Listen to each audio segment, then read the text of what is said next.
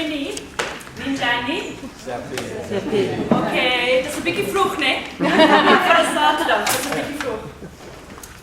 Welcome. I'm really looking forward to engaging with all of you over the next couple of days. I wonder if we can just spend 1 minute finding out a little bit who's in the room. I've met a few of you. Do we have anybody teaching English additional language, first additional language in the room? Okay. Anybody teaching English home language? Anybody teaching something else? Okay, oh, that's too many for me to find out what you're teaching, but we're going to get to you, definitely. Thank you very, very much. Anybody here who is teaching English for longer than 10 years? Fantastic experience. Anybody who's marked the Shakespeare essay or contextual literature exams? Okay, fantastic. All right, a little bit about me just as I start to introduce myself. Thank you, Chris, for that lovely introduction. Really just perhaps where I'm coming from currently on my first slide.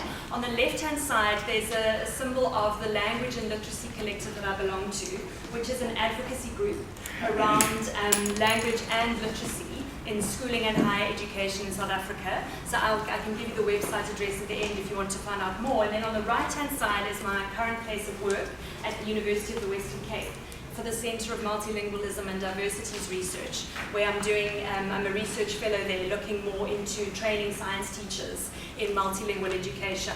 But as Chris said, I do have a little bit of English teaching credentials. I had to really scrape. I brought my matric Shakespeare Fellow. Apparently it's Hamlet now, but it was a fellow for a long time.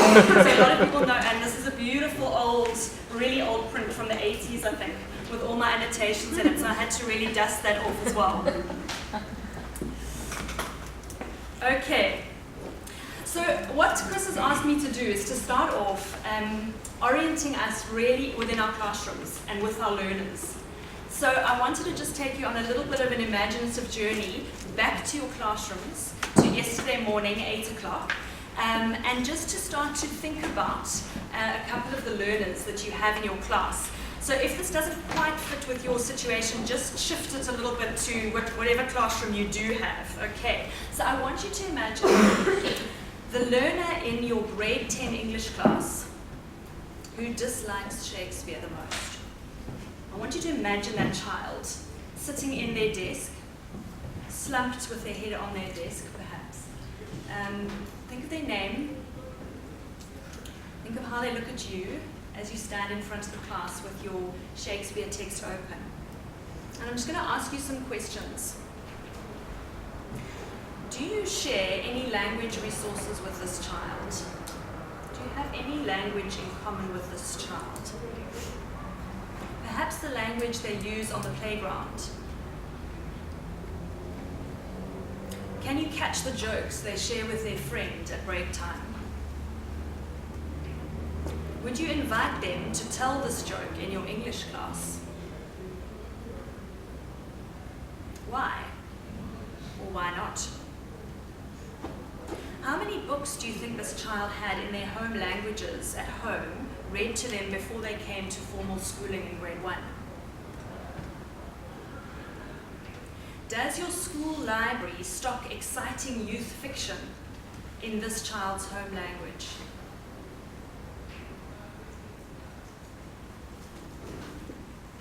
Okay, so because our identities as English teachers are heavily invested in the subject that we teach, it's easy to start focusing on Shakespeare in English and in the form it comes in the final exam, a standard dialect of English.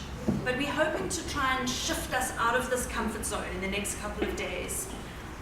And the first thing that I've been asked to shift is the comfort zone of the language of the curriculum content, Shakespeare's English, and the assessments, and to consider for a while the languages of the children in our classrooms. So the answer that you gave rather to the questions I asked will vary greatly depending on the match or mismatch between yourself as a teacher and the children in your classroom and the particular child you chose. If you chose another child in your classroom, depending on how diverse your class is, you would have had different answers to those questions. So let me introduce our learners to you. Okay, this is who they are. The South African learners in high schools in South Africa. They fall into these different categories. Some are complex multilinguals. If you give them a form, which we normally do, ask them to write their home language down. It will be difficult for them. My dad speaks isiZulu. Granny's isiXhosa. She speaks a deep isiXhosa. I don't understand it, but I'll try to do isiXhosa. My mom speaks English. She can also speak Sesotho, but she speaks English to us because she wants us to learn English. My cousins and I speak Afrikaans. And so, faced with a form, this child doesn't know what to write their home language. So this is a complex multilingual child, typically an urban child, typically an African language dominant child. Then we've got our English monolinguals. This is a very small population, 9% of our kids, according to the census data. Then we've got some Afrikaans English bilinguals, quite a few in the Western Cape, where we're situated now. And then we've got those who are isiZulu English bilinguals, an African language and English. Okay, quite a big group as well. So you can see the complexity of the situation that we have with our learners. However, when they come to school in grade 1,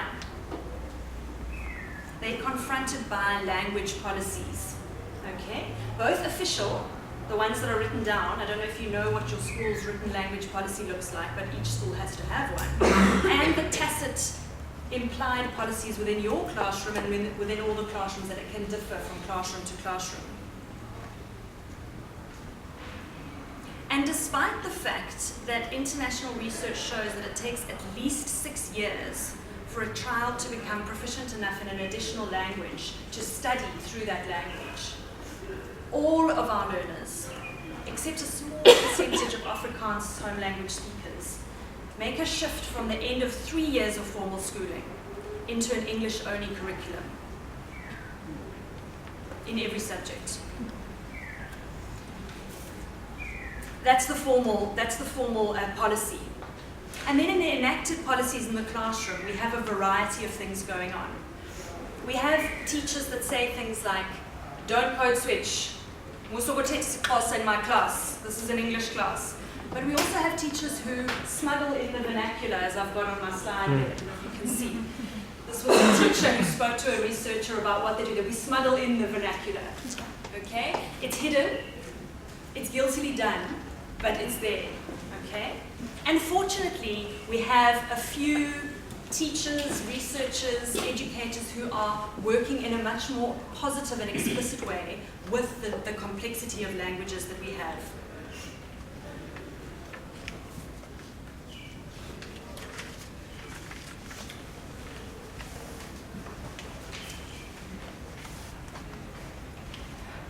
So why is it that we have these language policies? And this is the kind of the sad and dark slide. I'm going to get to more interesting and fun ones, but we need to know where we're at.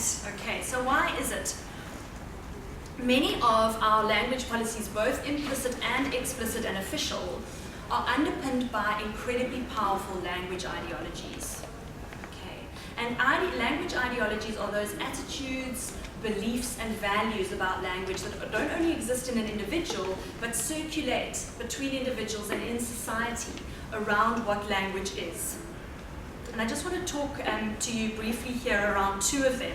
So I'm going to throw some nice big terms at you for a Saturday morning, but I think they're useful. The first one is a monolingual bias. The understanding that languages happen. Well, first of all, that each person has one language as dominant, okay? And in terms of our curriculum, we see how this ideology plays out. We have home language subjects, first additional, second additional, as if languages operate that way in the brain. And we first start, we're given one, and then we have to add another, and then we have to add another. This kind of structuring of our curriculum is much better than it used to be, where we wanted to take away the language that existed. So if you think of the Aboriginals in Australia who were limited, banned from speaking their home language, you had to take it away and then add the other one. But at least we're adding to what is already there, okay? But the monolingual bias has us in silos. Here you are, a Xhosa-speaking child. We're now going to add English. We're going to add Afrikaans. But we go to different teachers for those subjects, and we limit it to that particular group. And we know that this is Xhosa, this is English. And then you find that the children are studying for their science test and they're talking about photosynthesis. Is this English? Is this Xhosa? Which language is that? Okay. But the monolingual bias says we have one language and it's associated with one nation as well. So English, people in England speak English, people in France speak French, okay? The isiXhosa nation speaks isiXhosa. Which isiXhosa, okay? Was it the one that was near the mission station and the missionaries transcribed that particular dialect and it became the standard? So it's all part of this ideology which says one person, one language, and we need to keep languages pure. Okay, this is what underpins our language policy. The second one is a lekker long word called Anglo-normativity. Okay, and I know you all, those especially in drama and in the arts, you know this word heteronormativity, right? So it's a term that was developed by Carolyn McKinney, a colleague of mine, to describe based on heteronormativity, which says it's normal, it's appropriate, it's right, okay, to be a heterosexual. It's deviant to not be. And it comes in how we speak, it comes in the fact that we talk about the nuclear family and the husband and the wife. It's normalized in our discourse. In the same way, English, the compulsory acquisition of English becomes normalized. Okay, and you are deficient or deviant if you do not speak English. All right, this is a global ideology that circulates. So, and this happens in terms of our curriculum. Despite research which shows it takes 6 years for children to become proficient, because Anglo-normativity, English is so important, after 3 years all of our children have to switch to English for everything, with no code switching. Okay, so that's the bad news. Let me move on from that. In practice, as I started to describe with photosynthesis, all humans use language resources in creative ways to get communication done. So what I put up here on the side, and I'll just take you through the little cartoon, is a book which came out this year, which I've got the copy with the pictures if you want to have a look at it, called Halala Wena, written by a collective of children, in fact, and academics, but it was adults and children, and they call themselves Jabulani Kunye. And in this comic, you'll see how language is used flexibly and interchangeably and naturally according to the languages. These children who helped to write this book live in Khayelitsha. So if you live in Khayelitsha or somewhere similar, you would recognize this language. I get onto the taxi with Anele. The taxi driver drives me fast. And then the gogo in the back, stop playing that hop music. It's hip-hop, Magrisa. I don't care. Okay, language which you might try to identify traces of English and isiXhosa, but this is a fluid language that the children use, that the adults use in that particular location. This book is written in English and Xhosa, trying to emulate the ways that children speak. So this word translanguaging, which Chris did a very good job explaining earlier, does two things. The first thing is it describes natural communication of multilinguals. Multilinguals do not have a part in their brain which is Afrikaans and a part which is English. That kind of model has been defunct, okay? It's been proven to be incorrect. So it looks to describe the natural communication of multilinguals. But it's also been described historically as a teaching method, and it's having a resurgence at the moment as a teaching methodology. The specific and the explicit recruitment of different resources in teaching in order to teach in a multilingual way. So it's got those two parts of it.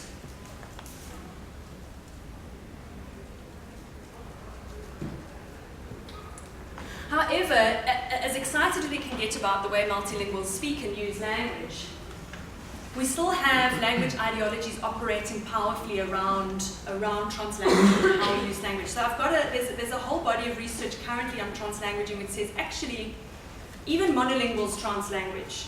So we don't need to think only about different languages that are moved between, but different varieties of language as well. And in fact, therefore, there's no such thing as a monolingual. People are being quite radical with that. There's no such thing as a monolingual classroom. Just because in your classroom the natural language that is always present is English, doesn't mean it's a monolingual classroom, because when you go to Pick n Pay, English monolinguals are catered for. Okay. weigh your fresh produce at the checkout points. Tills, if you don't know what checkout points is. Interesting to see how the American dialect checkout point is coming more dominant in South Africa perhaps, but we need to remind of the old British English term tills that's there as well. So in terms of language ideologies, we see that it's okay for English monolinguals to translanguage and for us to cater to the different ways of saying things in English, but if we bring in another language, you hear it on the radio. Okay, there was a very distressed call into Cape Talk last year because someone started to speak in Zulu. If that comes in, this is an English language radio station, despite the fact that Mklobo Wenene switches between English and Xhosa all the time. It's the language ideologies that allow practices in a certain place and not in another place or in another language. So,